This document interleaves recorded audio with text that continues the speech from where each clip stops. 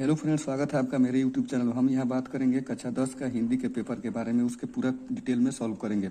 ये जो है 2022 का है पेपर है, अभी अभी पेपर हुआ है। इसका कोड है 801 AD। इसको करने के लिए 3 घंटा 15 मिनट दिया गया था। टोटल नंबर था 70 नंबर का। पहला क्वेश्चन जो आता है बहुविकल्पीय आता है। पहला का कब बहुविकल्पीय होता है, देखिए इसमें पूछा है इनमें से बताइए कौन सा कथन सही है। तो त्रिवेणी रामचंद्र शुक्ल का एक कहानी संग्रह है, ये बिल्कुल गलत है, ये कृतियों का संग्रह है। दूसरा दिया इंदिरा जल जयशंकर प्रसाद का प्रसिद्ध उपन्यास है। ये उपन्यास नहीं लेकिन कहानी है जयशंकर प्रसाद का।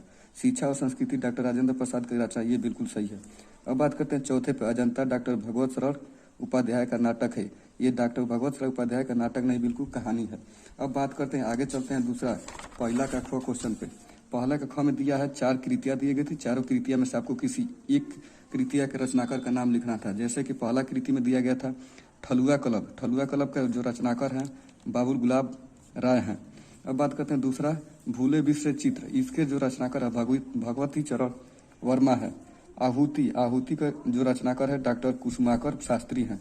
और जो चौथा दिया था मुंशी प्रेम मतलब निर्मला, निर्मला के जो रचनाकार होंगे हमारे मुंशी प्रेमचंद्र हो जाएंगे। और पहला का गौ दिया था, क्या दिया है, आत्मकथा विधा किसी एक रचना का नाम लिखे। मतलब आत्मकथा विधा के कोई एक रचनाकार होंगे, उनका नाम लिखना है। घ में चलते हैं तो घ में दिया कलम का सिपाही गद्य का आधारित रचना है। ये गद्य किस विधा पर आधारित है उस पर बताना है। ठीक। और बात करते हैं पहले के अंग में। पहले के अंग में दिया है निराला की साहित्य साधना के लेखक लिखिए। निराला की साहित्य साधना किसकी है, उसके लेखक का नाम लिखना है। अब चलते हैं दूसरे क्वेश्चन पे। दूसरा क्वेश्चन दिया था दूसरा का क। इसमें दिया है द्विवेदी युग के किसी एक कवि का नाम लिखिए। द्विवेदी युग के कवि का नाम लिखना है। इसमें हर साल किसी न किसी युग के किसी न किसी लेखक के बारे में जरूर पूछता है, कभी रीतिकाल के कभी किसी के बारे में जरूर पूछता है। अब बात करते हैं दूसरा का ख। दूसरा ख भारतेंदु युग की किन्हीं 2 विशेषताओं के उल्लेख कीजिए। जो भारतेंदु युग है उसके किन्हीं 2 विशेषता के बारे में हमको बताना है। अब बात अगला क्या दिया था ग। ग में क्या दिया है, प्रयोगवादी कविता की 2 प्रमुख विशेषताएं लिखिए। जो प्रयोगवादी कविता है उसकी क्या करना है, हमको 2 विशेषता लिखना है। अच्छा, अब चलते हैं हम तीसरे पर। तीसरा जो है हमारी किताब में से कोई क्या किया जाता है, किताब में से किसी कहानी में से थोड़ा सा उस पार्ट उसमें से क्या किया जाता है, काट के कुछ दिया जाता है, उसी के बारे में लिखना रहता है। मतलब कुछ पार्ट कहानी में दिया गया रहेगा, उसी में से लिखना रहेगा। तो तीसरा देखिए क्या लिखा है, निम्नलिखित गद्यांशों में से किसी एक गद्यांश के नीचे दिए गए प्रश्नों का उत्तर लिखिए। मतलब कि इसको क्या करना है, आपका गद्यांश दिया है, गद्यांश को पढ़ना है, नीचे जो क्वेश्चन उसका क्वेश्चन दिया गया ये इसका आंसर लिखना है। प्रत्येक क्वेश्चन मतलब 3 क्वेश्चन दिया गया है, तीनों का 2-2 मार्क अलग अलग से दिया गया। मतलब कि 6 नंबर का ये है, ये आपकी किताब में से दिया गया। देखिए उसके बाद बोला क्या है, पहला क्वेश्चन उपयुक्त गद्यांश का संदर्भ लिखिए। मतलब ये जो ऊपर गद्यांश दिया है इसका क्या करना है, हमको संदर्भ लिखना है। अगला बात करें तो उसी में पूछा गद्यांश में रेखांकित अंश का व्याख्या कीजिए।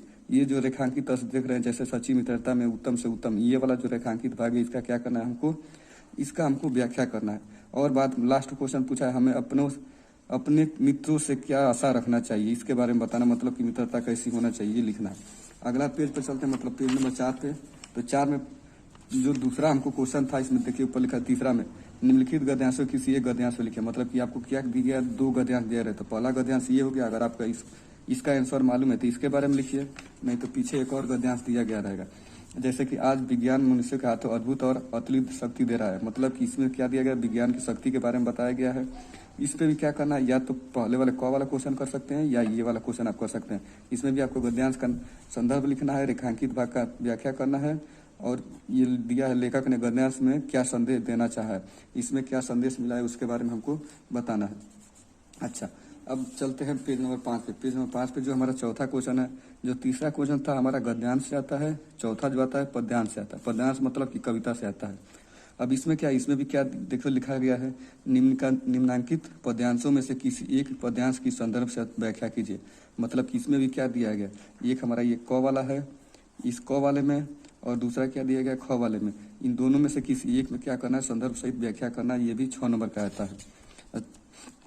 अब बात करते हैं 5 नंबर के। क्वेश्चन नंबर 5 पे देखिए, ये है हमारा क्या, ये पांचवा जो क्वेश्चन है ये सबको याद रहता है। 5वां क्वेश्चन में क और ख। इसमें क्या है, 5वें में हमको ये बताना है कि किसी एक लेखक का जीवन परिचय दीजिए और उनकी रचना का नाम लिखिए। मतलब कि रामचंद्र शुक्ल, जयशंकर प्रसाद, डॉक्टर भगवत सरल उपाध्याय, इन तीनों में से किसी एक के बारे में क्या करना है, उनका लेखक के बारे में रचना जीवन परिचय लिखना है और उनकी रचना लिख देना है। तो अगर जीवन परिचय जन्म लिख देंगे तो 2 नंबर मिल जाएगा, किसी एक रचना का नाम लिख देंगे तो 1 नंबर मिल जाएगा। वैसे ही हमको ख वाले में क्या करना है, पहले वाले में किसी एक लेखक का लिखना रहता है, दूसरे वाले में किसी एक कवि का लिखा जीवन परिचय लिखना रहता है रचना सहित। इसमें तुलसीदास का दिया है, मैथिली गुप्त का दिया है, सुमित्रानंदन पंत का दिया है। ठीक, अब चलते हैं छवा। छवा जो हमारा हिंदी किताब का संस्कृत वाला भाग है उसमें से आया है। तो जो संस्कृत वाला भाग है उसमें से दिया क्या है, निम्नलिखित संस्कृत गद्यांश को का संदर्भ सहित हिंदी में अनुवाद कीजिए। इसका क्या करना है, संदर्भ सहित इसका हिंदी में अनुवाद करना है या इसका लिखना है, इन दोनों में से किसी एक का अनुवाद करना है। और सातवां क्वेश्चन में दिया आपने, मतलब कि आपकी किताब में से कोई एक श्लोक याद हो जो प्रश्न पत्र में न आया, उस श्लोक को लिखना है। जो प्रश्न पत्र में श्लोक ना आया उस श्लोक को यहाँ पे लिखना है। ये सातवां का क है जो 2 नंबर का है। अब चलते हैं सातवां के ख। सातवां ख में क्या है, निम्नलिखित प्रश्न में से किसी 2 प्रश्नों का संस्कृत में उत्तर लिखिए। मतलब कि जो हमारा संस्कृत वाला भाग है हिंदी के किताब का, उसमें से हर साल क्वेश्चन आता है, 4 क्वेश्चन आता है, 4 में से किसी 2 को आपको करना है। तो 4 में से किसी 2 को करेंगे तो उसमें से आपको 2 नंबर मिल जाएगा।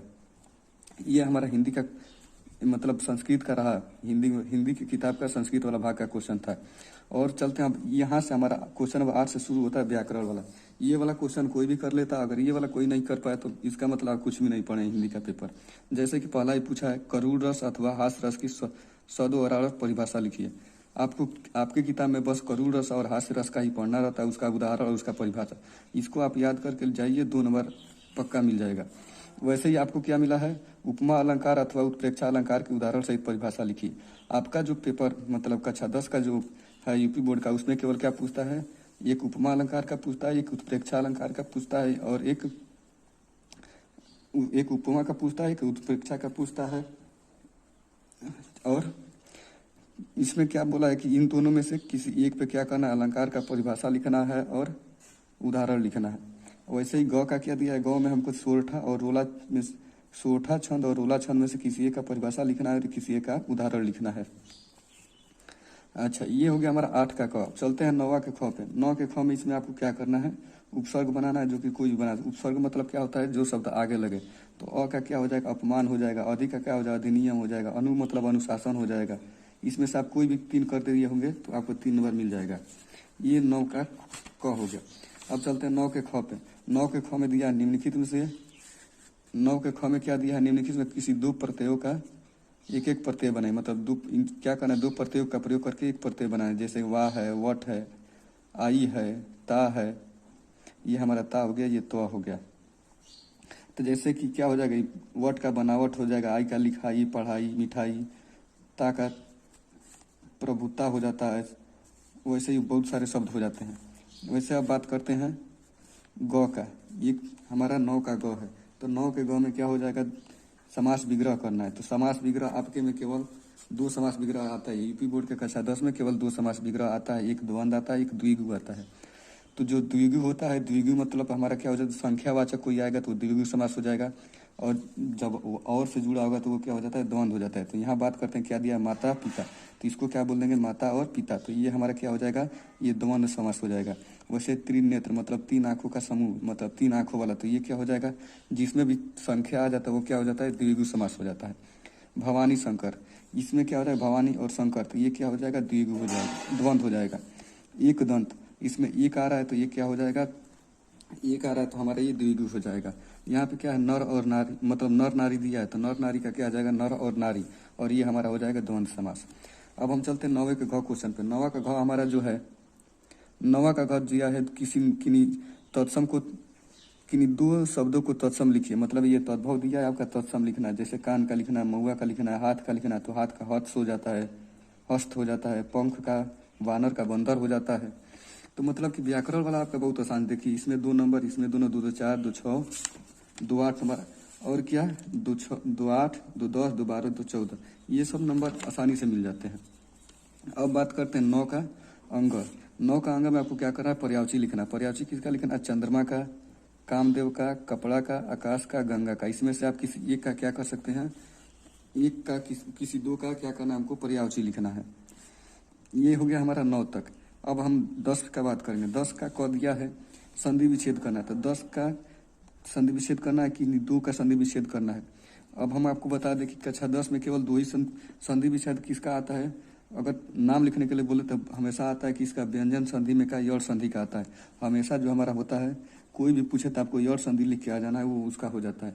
जैसे कि हमारा क्या है, इति का इति प्लस आदि, तो इसका हो जाता है इत्यादि हो जाता है। प्रति उत्तरम, तो प्रति उत्तरम का क्या हो जाएगा, प्रति उत्तरम। नारी का क्या हो जाएगा, नारी उपदेश। लघु आदाय दिया है, इन सब का क्या करना, हमको संधि विच्छेद दिया है, इसको संधि लिख के देना है। संधि विच्छेद कीजिए और नाम लिख देना है बस। और क्या, 10 का ख में क्या है, निम्नलिखित शब्दों का पंचमी विभक्त बहुवचन का रूप लिखिए। जैसे कि हमको फल अथवा मति के क्या करना है, किसी एक का क्या करना है, पंचमी विभक्ति का बहुवचन लिख देना है। क्या होगा, इसमें नदी या मधु का, मतलब किसी दोनों में से किसी एक का लिखना। यही जो चारों है आपके पेपर में हर साल पूछता है। अब बात करते हैं ग का। निम्नलिखित में से किसी एक धातु का लकार पुरुष और वचन लिखिए। मतलब कि अपठतम, अपठत, हस्यम, इन तीनों में से किसी एक का क्या करना है आपका, इसका लकार धातु के बारे में, वचन के बारे में लिख देना है। ये 2 नंबर का होता है। वैसे ही हमारा 10 का घ क्या हो जाएगा, 10 का घ हम निम्नलिखित में से किन्हीं 2 वाक्यों का संस्कृत में अनुवाद कीजिए। आपको क्या करना है, इसका संस्कृत में अनुवाद करना है। जैसे कि हम दोनों घर जा रहे हैं, उसे पढ़ना चाहिए। पत्ते पेड़ से पत्ते गिरते हैं, विद्या सब धानों में प्रधान है। ये हमारा हो गया 10 का घ। अब बात करते हैं क्वेश्चन नंबर 12 का। क्वेश्चन नंबर जो 12 है सभी जगहों के लिए अलग अलग होता है। आप अपने जगह पे देख लीजिए कौन सा पूछा जाता है। हमारा जो है देवरिया जिला है, तो देवरिया जिले में हम लोग के लिए पूछा जाता है। देखिए यहाँ पे जो मेवाड़ मुकुट है, इसके बारे में पूछा जाता है। हर बार पूछा जाता है, हर बार दिया क्या गया, अंगा का पहला या दूसरा किसी एक का कहना रहता है। और उसमें हर साल एक बार जरूर, मतलब दोनों में से एक बार पूछता है। क्या पूछ देगा, मेवाड़ मुकुट के क्या कीजिए, खंड आधार पर महाराणा प्रताप का चित्रांकन कीजिए। या तो बोलेगा कि इसके नायक के बारे में लिखिए, या महाराणा प्रताप के बारे में चित्रांकन कीजिए। मतलब कि नायक का पूछेगा तो इनके बारे में पूरा डिटेल में लिख देना है। और का दूसरा क्या पूछा, मेवाड़ मुकुट का चतुर्थ खंड का दौलत की कथा वस्तु लिखिए। मतलब कि मेवाड़ मुकुट का जो चौथा खंड है उसके बारे में लिखिए। तो आपको इन दोनों में से जो आता है वो लिख सकते हैं।